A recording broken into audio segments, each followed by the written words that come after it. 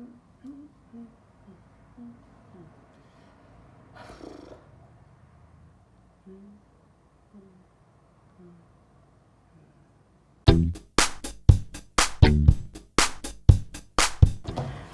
guys, my name's Maggie and welcome to episode 5 of In the Mix. Took a short hiatus for the month of November, but that's okay. We're back in it, back at it, hitting the ground running. It's gonna be great, getting into it. This week I chatted with my friend Brenna, whose stage name is B.Miles.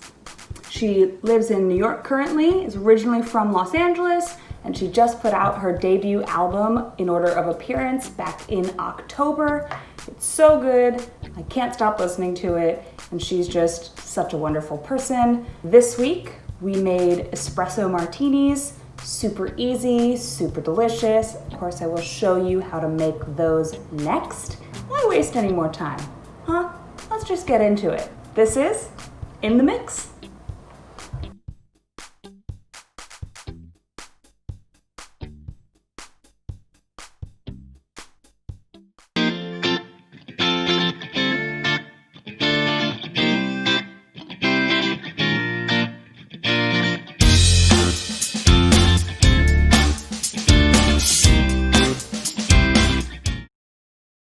Ready to make the cocktail? I'm ready. I've never made this actually. Sweet. It's only my second time ever, so hopefully you like it. I used to order these all the time pre-COVID. Yes. But I've never made one myself, so here we go. I'm sure you'll be great. New experiences. Yeah. So I don't know if you have a proper shaker or I have a coffee mug. Beautiful. We gotta adapt. I just realized I forgot something to measure stuff with, so I'm gonna wing it. Okay. I'm gonna trust my bar skills with this and see if I can make it work. So we're gonna go roughly 2 ounces of vodka. You can do more or less. Whatever. I have a shot glass. Should I just fill the shot glass to the top? Okay. Yep, that would be 2 shots if you do it. Yeah. I'm gonna just guesstimate on this. I'm very professional. I love it. Do that, and then roughly a half ounce or a little more of the Kahlua. Should I do like a tiny little bit? About halfway for that. Okay. Yep.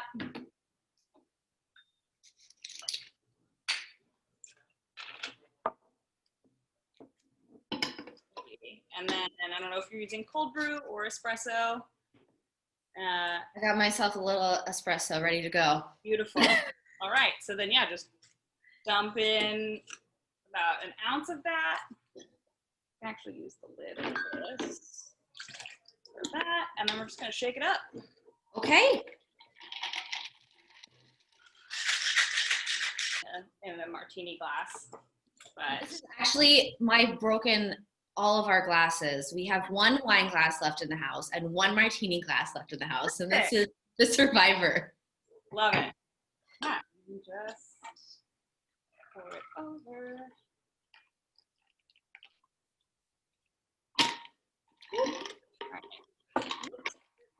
Right. So hopefully my bartending skills have continued to pay off.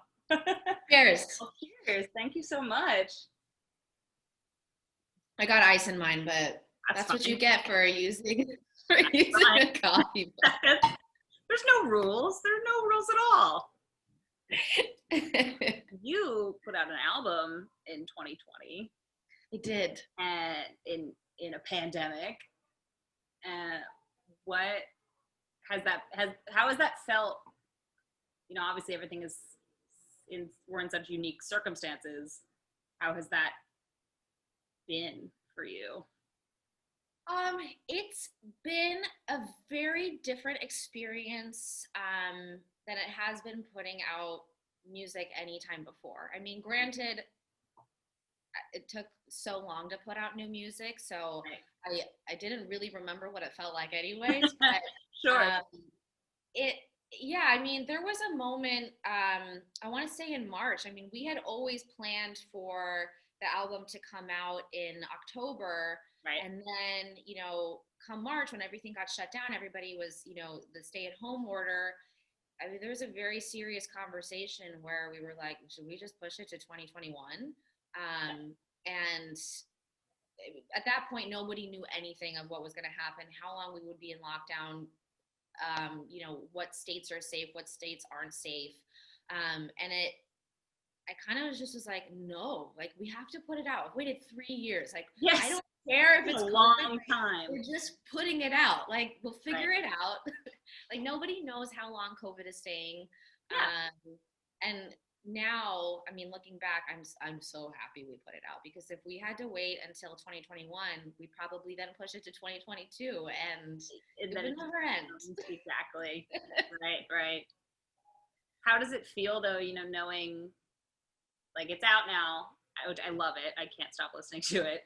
Thank you. Um, but like you can't tour it, and there's like no release shows or nothing like that. Yeah, definitely a bummer, Yeah. but I will say, you know, we tried to make up for the fact that there wouldn't be a live show with doing the virtual album release Stream. show, Yeah. which, I mean, there's a lot of pros and cons. The pros are, this is, this beautiful content piece that I can carry with me for the rest of my life, and I can always look back at it if I want to, which I feel like for so many performances there have been moments where you're like, oh my god, like I wish I could Right. redo this. I wish somebody had a camera. So in that sense, I'm really thrilled, and we were able to have people outside of New York as well as in different countries watch the show, which is not something that normally happens. It's absolutely. You can only see a show if you're in New York. So for that reason, it was really, really wonderful and really rewarding, actually, to do a virtual show instead of a regular New York venue kind of show that we would do. But I would be lying if I said that, I'm not disappointed that live shows are canceled for the foreseeable future. I will say, though, from the virtual album release show, if live shows do come back once the second album is released, I still want to do a virtual show as well as a regular show, just because it was such a fun experience to film. And also, I mean, because it was pre-recorded, I could talk to everybody while they were watching the show, which was the best part. I mean, there were like, random people in Texas being like, I'm so happy I can see your show. And people in Spain, it was crazy. And I was like, okay, we'll just do this for now on. Right. When live shows come back, are you planning to do like a nationwide tour if you can? If it's allowed, I would love to. I mean, touring has been a dream of mine for a long time. So we'll see. But at this point, like, I'm just really trying not to keep my hopes up, because I feel like 2020 has been such a letdown for a lot of people. So we'll see what happens. But in a perfect world, if everything is safe in a year, I would love to do a full tour. Yeah. Obviously, you hadn't put out music for three and a half years, something like that. What was the process of you creating this album like in comparison to, because you've only released EPs previously? So what, like, guide me through this whole thing? I'm so curious. Well, the album process really started when I moved to New York. And the fear and insecurity I was feeling when I first moved here essentially wrote the album itself. I was really struggling when I first moved here, just trying to figure out how to be a New Yorker. I mean, it's such a different lifestyle than Los Angeles. I know people compare LA and New York all the time, and I I'm just like, why are you comparing them? They are so opposite of each other. There's no comparison I can see. Yep. But yeah, I mean, that really wrote itself in terms of the lyrics, but in terms of the reason it took so long, I think that, I just got stuck in this rut of, you can only put out your first album once. So you might as well try and make it as perfect as you can. But I mean, that's also a recipe for disaster. I mean, at a certain point, you have to be like, all right, it's done. I'm putting it away. Like, this is finished. Right. So what, I know you write with Eric. Right. And did you have anything that you guys had like sat on for the last 3 years? I know you just said that like it was inspired a lot by when you moved to New York. Did you have stuff like locked away that you, even from before the EP songs? Do you have a lot of newer stuff? We had a lot of songs locked in for the album, even before the second EP, B.Miles, came out. Yeah. We had additional songs as well that didn't end up making the album. And I think that is also what added to taking a longer time. Certain songs came a lot more easily than other songs. And for those songs that, you're trying to make it work and it's just not happening, I think that we just spent too much time on those. And then eventually we're like, it's not working. We got to move on from it. Mm-hmm. And we're writing the second album right now, which we're trying to write significantly more quickly than 3.5 years. Okay. So we're in the process of that. And to learn from the last album, our goal is to write, more songs than we need, have like 5 extra songs, and then we can sit down and be like, all right, what 5 songs are going and they're not going to work for this. So then we know that we put our best in there. Right. And it's not just, oh crap, like we need another song to make this a full album. Right. Like forcing it. Exactly. So it's weird. I mean, we've had a lot of our writing sessions, a lot of the time are over Zoom, which, as much as Zoom has tried, you cannot play music at the same time with someone else. Yes. So it's mostly just, sending over voice memos, talking through chords and whatnot on Zoom and lyrics. But it's definitely been interesting. Yeah. To say the least. Yeah, I'm sure. I mean, yeah, Zoom has been, I think, a godsend for a lot of people with quarantine, but it's not the same. It's just not. It's not the same. I wish that you and I could be sitting at a real bar doing this instead. Right? Like, right? It would be way nicer. I wish. I'm dying to just go out to dinner and sit in a restaurant and order a drink. Oh my God, I can't wait for these days to come back. Yeah. I mean, how have you been handling everything? It's good. I just moved this past week, so like that's exciting. Yeah, I'm still in Philly, but my boyfriend and I officially moved in together. Congratulations. Thank you. But yeah, so that whole stress is now out of the way, thankfully. So yeah. Did you move to an area that was somewhere that you would want to spend more time because of COVID, or was? So I just moved into his apartment actually, okay. Where I spent most of quarantine. It's a great area. It's still in the city, but it's leaning more towards the suburbs. Okay. I can still see the skyline. I still have the whole thing, but it also like I go 5 minutes down the road and there's just these like huge mansions that are just like suburban, like rich doctors who work in the city but like don't want to live in the city. And I get very intimidated because we're in like a tiny little apartment on the second floor of this house, but it's great. I just moved to an area similar to what you're describing.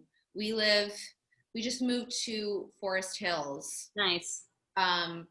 Mainly because of COVID. I mean, it just got really cramped in our old apartment, which we had been in, I think, for like 4 years. And it was like, all right, it's time. We need to go somewhere new. COVID is a thing. Let's try and, be somewhere where we want to spend more time because we're going to be stuck there. And so a buddy of mine was like, let's go running in this place called Forest Park. And it was like the middle of summer. And I told him, like, there's no way I'm running in 90-degree weather. Like, there's no way. Absolutely not. No, trust me, this place, it's 60 degrees. I show up at this place. There's trees everywhere. I'm kidding you. I'm not kidding you. It's a full forest. It's not a New York regular park. It's a full forest with like trail markers on trees. And I was like, okay, I'm moving here. I want to live here. Next to this park. So we did. We moved next to the park. Nice. And we live in an apartment, like the whole street is apartments. But if you walk, I kid you not, 2 blocks away, it's like the craziest houses I've ever seen. Yes. Yep. Like, take my dog on a walk. I'm like, no, you can't pee on this lawn. Right. Like, not this one. Yes. Absolutely. Oh, I'm sure the dog loves the trails. She's obsessed. She's obsessed. Did you get her pre-quarantine, or did you get we her got her during quarantine? the quarantine doggo? She was a quarantine doggo. I had been begging Manny for a dog for the last 3 years. Yeah. And I even made like a full PowerPoint presentation of like reasons we should get a dog, how we can afford it, what the schedule is, who's doing the morning walk, who's doing the evening walk. Yes. And then once COVID hit and it was like a month in, I was like, well, we're going to be here for a while. This is a good time. Yes, absolutely. So it worked out. It all worked out. Love it. She's significantly helped quarantine. I don't know how so many people that don't have pets, I don't know how they've survived quarantine. Yep. So you've only played shows in New York, right? Have you ever played anywhere else? So we went on a quick tour to Ohio. Yeah. I don't even remember what year. I want to say 2018 maybe. Right. I just don't have any sense of time anymore. So we did a tour in Ohio, whatever many years ago it was. Yeah. And that was a really fun experience because it was my first tour. I mean, we rented a van. We were all like, sharing a room, everyone's sleeping in the car. It was a ball. It was so much fun. I used to play when I was growing up in LA. I used to play like the Sunset Strip, but it was just, 16-year-old Brenna with a keyboard trying to figure out how to play in clubs and not get in trouble. So it wasn't like a real show. I didn't really experience what it felt like to play with a full band and perform like that until I went to college in Miami. And after I had that experience, it was like a drug. I was like, all right, we're just doing this for the rest of our lives. Like, this is all I want to do. It's an amazing feeling. Yeah. But all like, aside from Ohio, all my shows have really just been in New York. Yeah. I was hoping eventually I'd play in LA, but Yeah, we'll right. see. It'll be 2022. I don't know. You have a favorite venue in New York to go to and to play? There's two that are my favorites, and I honestly, it's hard for me to pick one over the other because Mercury Lounge was the very first place I ever played at. And I was so nervous. I didn't know what to expect. I mean, I just moved here, and it's New York City, which is this really intimidating place. And there's so many venues and so many musicians everywhere. And the staff was so sweet. Everyone was so nice. I had an absolute blast. And we've played there multiple times now. I mean, it wasn't just like the first show. I mean, we keep going back just because it's such a fun venue to play at. The sound there is so good. The staff there is amazing. And it's right next to my favorite bar, the library. So that's one of my like near and dear venues that I love playing at. But when we played at Bowery Ballroom, it was like next level. I remember we were on the stage, and like it was the first time during sound check that nothing was feeding back. And we were like, what is this? Nothing's feeding back? What's going on? And those shows that I have played at Bowery have been some of my most favorite memories. So it's a hard tie, because I love playing at Bowery Ballroom because it's an incredible place to play, but Mercury's got a really, really soft spot in my heart. Yeah. Oh, I love both of them. Mercury is just such a fantastic place. I mean, I'm really concerned for what is gonna, what's gonna happen. Mm-hmm. Yeah, I mean, music venues are gonna struggle, and yeah, thankfully there's stuff like NEVA, which is an excellent organization, right? But hopefully we'll do at least a little bit of good in helping everything, but who knows? Yeah. Do you have a favorite venue to see a show at that you haven't played? Ooh, favorite venue to see a show at? Maybe Music Hall of Williamsburg. Nice. And that's mostly because there's a balcony and I can see the stage.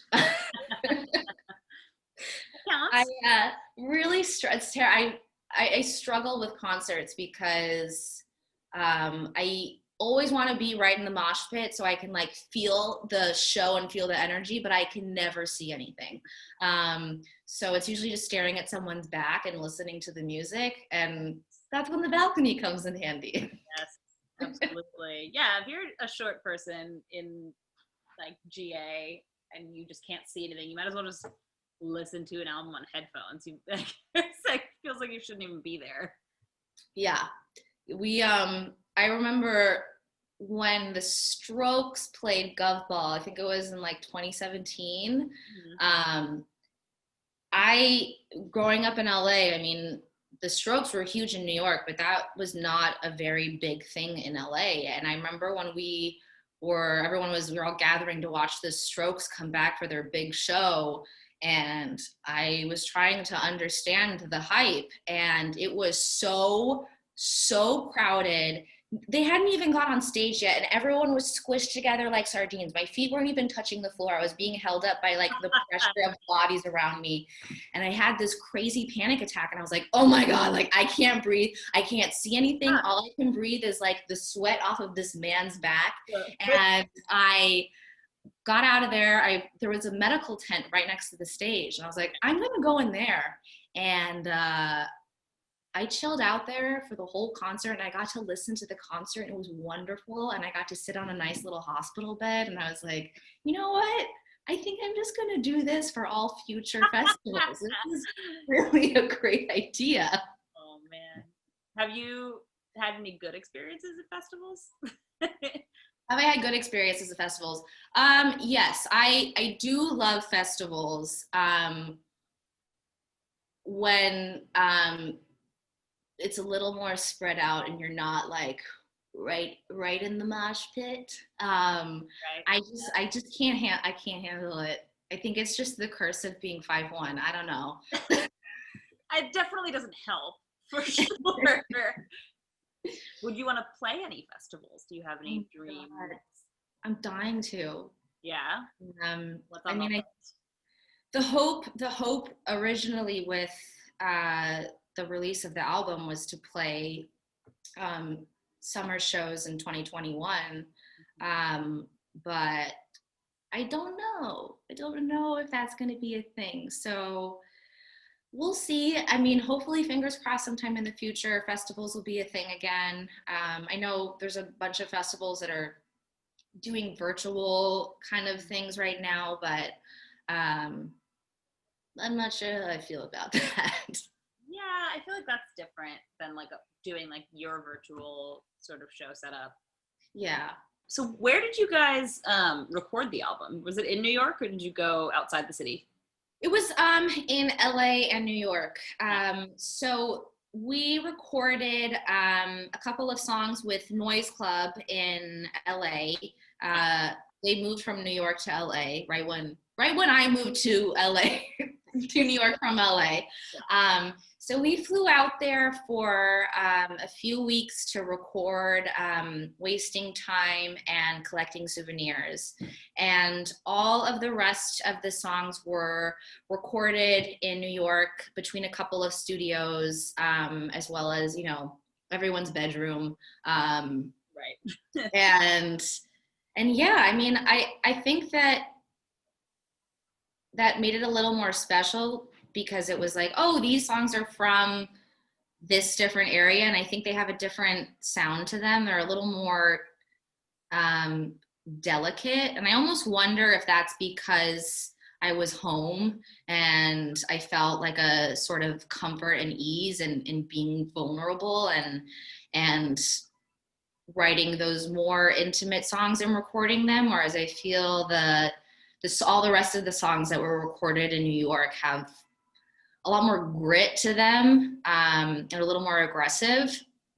So I think it's a cool concept. I'd like to continue doing that and seeing, I mean, maybe even recording in a completely new place. I think it definitely brings out whatever area you're in, I think has a massive effect on the vibe you're trying to put out there. Right, totally. I mean, yeah, New York and LA have such different vibes to them, just in general. Collecting Souvenirs has made me cry no less than half a dozen times. Probably more, but yeah, I love it. Oh, I'm glad. Thank you. Yeah, it's definitely, I get what you're saying with like, it's delicate. It definitely feels that way. Yeah, do you have any like studio people or engineers or producers that you'd like to work with going forward? Yeah. Or same people, different people? I mean, I don't know what the plan is for album 2. We're still in the stages of what are the chords for the song. Right. So I mean, I love working with Noise Club, Los Angeles, and I also love working with Jackson Furlick, who is the drummer in my band, and Matthias Corleri. They teamed up as a duo for this. So, I mean, of course, this is a family kind of thing. Yes. And it's very Sopranos-like, as I, you know, just recently finished the series, and I don't want to lose that family-esque part of what B.Miles is. So I am always excited to work with new people, but I definitely want to make sure that they still have a part in the next creation, whatever it is. Yeah. Right. Yeah. It's you're everybody in your group. There's so much overlap. You guys and Loose Buttons and just that whole like tiny little collective that you guys have built together. It's really awesome. It's really admirable. It's so funny that like you just have your little inner circle. I love it. I mean, that's the reason I moved to New York. Yeah. When I moved back to LA after graduating college in Miami, Did you know the guys? Sorry to cut you off. Did you know the guys in Miami? Yeah, I met majority of them in Miami. Gotcha. Eric and I were in the same program together, which is how we found one another. Gotcha. And then Eric being the glue for everything is what introduced me to everyone else. Mm-hmm. And I got back to LA right after college. I think I stayed there for like 3 months. Mm-hmm. And then I was like, I miss these people way too much. I don't care about LA. I'm just gonna go to New York because I miss them all so much. Yeah. And it's been really rewarding because the truth is I don't know what kind of network I have in LA. You know, I have some, you know, friends that I grew up with that are still there. Obviously my family's still there, but I don't have, you know, the musicians and the writing partners and everything that I have in New York. Yeah. Which has, you know, really grounded me here. Mm-hmm. No, that's awesome, especially in a place like New York, where it can be so scary and intimidating if you don't know people. Like the fact that you have an entire network of people is awesome. It's really awesome. It's phenomenal. I mean, I've had friends that have moved here and like not been able to find that, like, you know, family unit or group that you really need to survive in New York. And they've left because it's a hard place to live in if you don't have a group of people that you consider to be like your unit and your support system. Absolutely. I can see why you would leave New York. It's it's a lonely place. Absolutely. Yeah. I mean, you could be surrounded by 12 million people and still feel entirely alone. Yeah. I think it has to do with the pace of New York. Everyone's so in their like bubble of I'm doing this, then I have to do this, now I have to do this. And nobody really stops here to like take a moment to breathe. It's just like, I'm here. Yeah, it's interesting because I've met some of the friendliest people I've ever met here in New York, you know, just in cabs and Ubers, and that stigma that people have said, like, oh, New Yorkers are assholes. No, they're the sweetest people I've ever met. I mean, quite honestly, I find them to be sweeter than most people in Los Angeles. So it's weird. New York's a very, very interesting place. Nowhere else like it. Right. There's a reason they say that. Exactly. I don't know what's happening right now. I haven't been to the city and I don't even know how long. Really? I went, you know, right after we were all sent home in March. I like came into the city for a doctor's appointment, and I remember it was crazy because I drove from Queens to Midtown in like 10 minutes. And I was like, this is quarantine. Weird. Bizarre. And I mean, other than that, like, I'm just stuck in Queens. There could be worse places to be stuck. What have been some of your like quarantine activities that you've gotten up to? I mean, the great thing about the dog is it's been it takes up a lot of time, which is a great distraction. I mean, just the amount of like taking on walks and training and playing and all that kind of stuff has been really helpful during this time. But I mean, other than that, like, I'm just writing songs. I move from one room to the other, so I feel like I'm in a different headspace.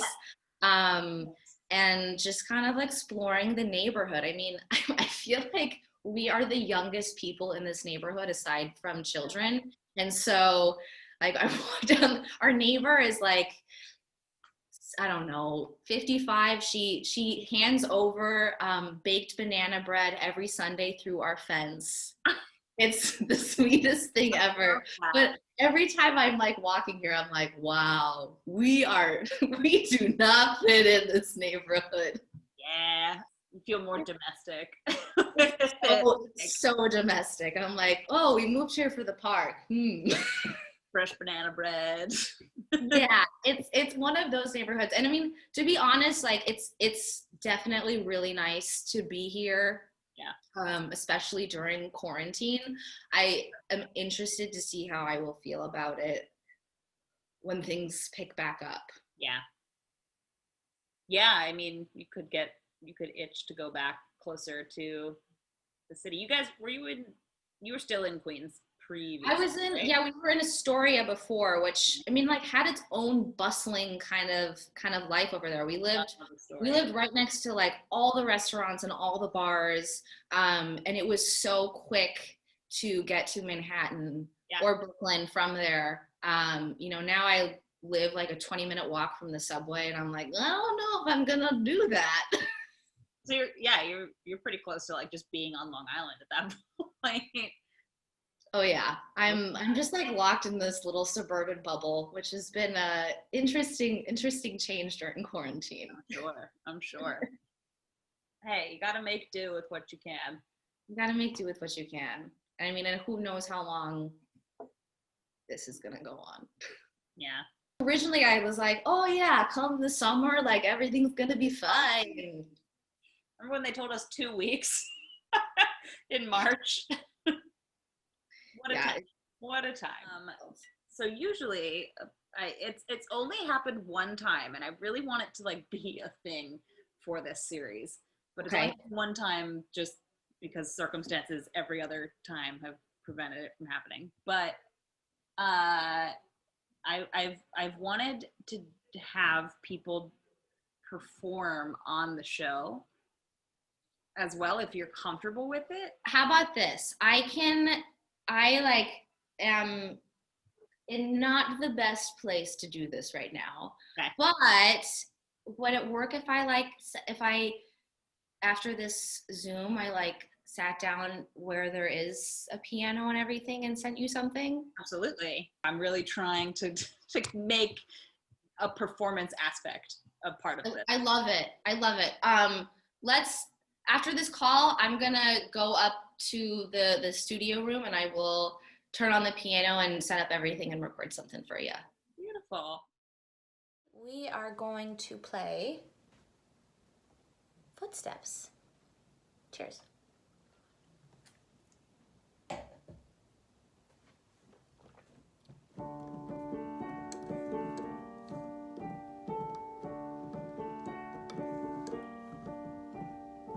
Volume I have never felt, it must have crashed with spiders from Mars. You're so wise to show us splinters, space age and debris.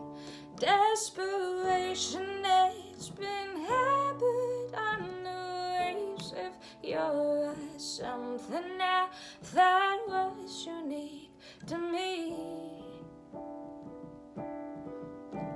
And you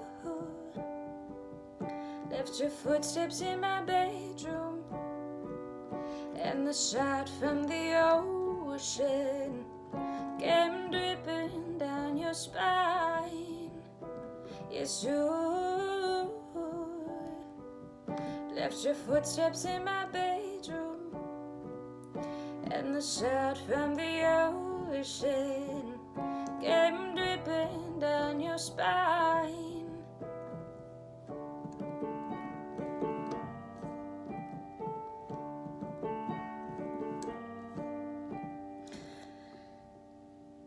Spaces are fronted to me. Were you made in Stanley's basement?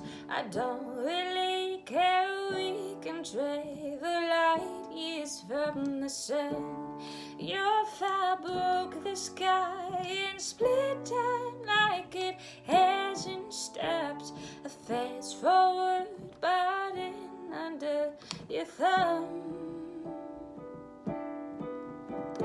And you left your footsteps in my bedroom, and the shot from the ocean came dripping down your spine.